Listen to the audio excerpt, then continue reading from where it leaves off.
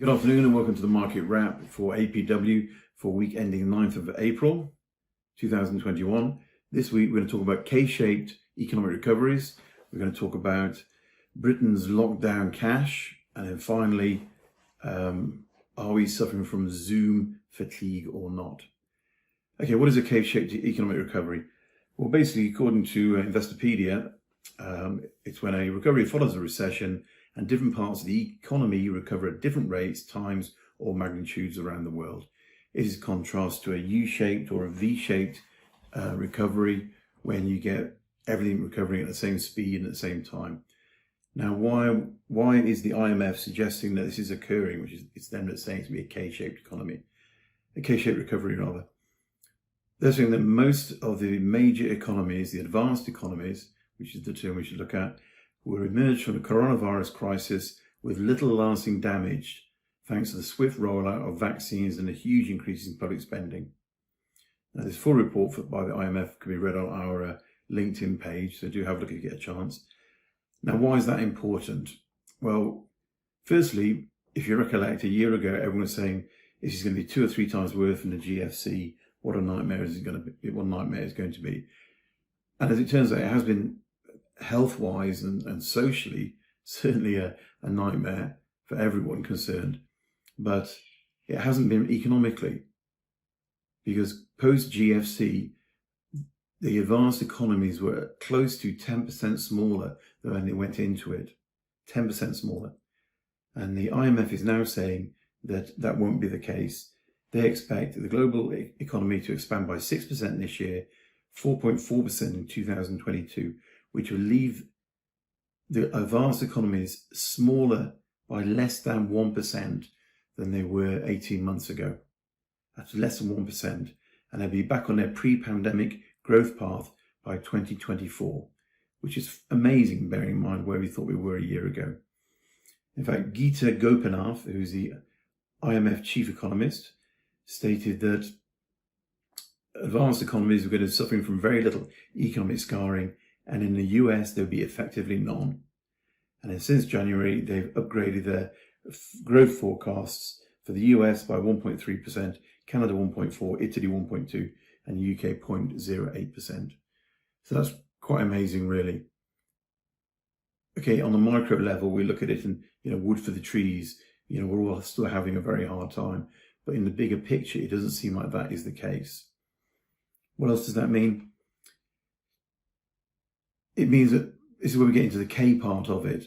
A lot of the economies who are most at risk from a sluggish recovery are those that are the emerging economies who don't have access to the COVID-19 vaccines, whose public finances are very weak, and we're heavily dependent on tourism.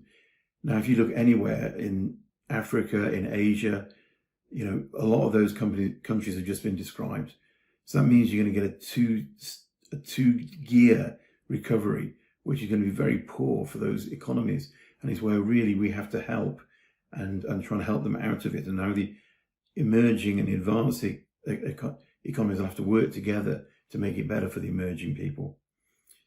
So that's a poor social outlook, but it's up to, according to the IMF, it's up to the advanced economies to help to avoid a severe toll occurring in the emerging markets. A lot of it is down to education. I mean, if you're sharing one computer per household, how can you get good distance learning? If you have no Wi-Fi or no broadband, how can you get good distance learning? These people's education systems have been ruined. So that's what's going to happen in the emerging markets. What does this overall discussion by the IMF mean to us as buy-to-let expat investors? It means, number one, support for the housing market is strong because the economy is recovering to where it was pre-pandemic levels. And two, it means that, according to the IMF, there'll be very little inflationary pressures coming through, which means that interest rates will stay low for the foreseeable future, which means that from a buy-to-let perspective, that's good for people investing. Okay, I'm not trying to minimize the problems in emerging economies, but I'm just looking at it from a pure realistic perspective. Now, let's talk very, very briefly about the UK's lockdown cash pile.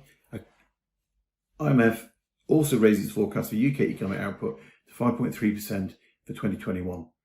Capital Economics said that this might actually be too low, based on the fact that they believe 140 billion has been saved by the end of last year by the UK households, money they've not spent during the pandemic. The Bank of England estimates about 5% of that 140 billion will be spent frivolously, and why not? You spent 12 months indoors, you might as well go out and have a good time. But the rest will be invested into investments. And one of the major areas they see that going is property.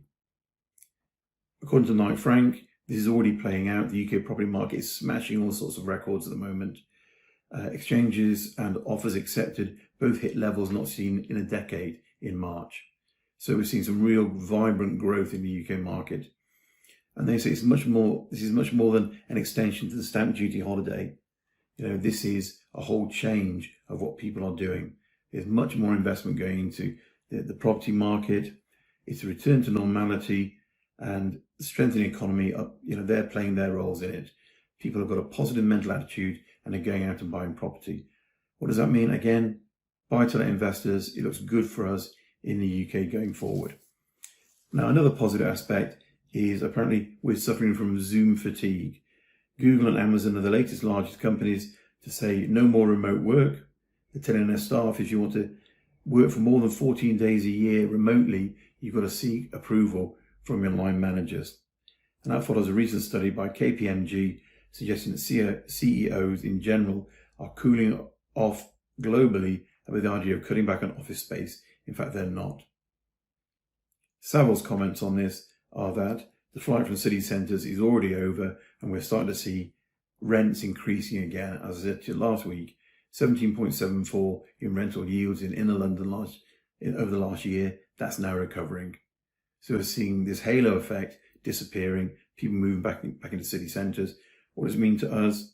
It means a return to the more of a normal pre-pandemic buy-to-let marketplace with a few fundamental changes. People want bigger places, they want more space, they want an extra bedroom in case they do work from home. And there's always going to be potential for another COVID or something else in the future, and that will weigh heavily on people's minds.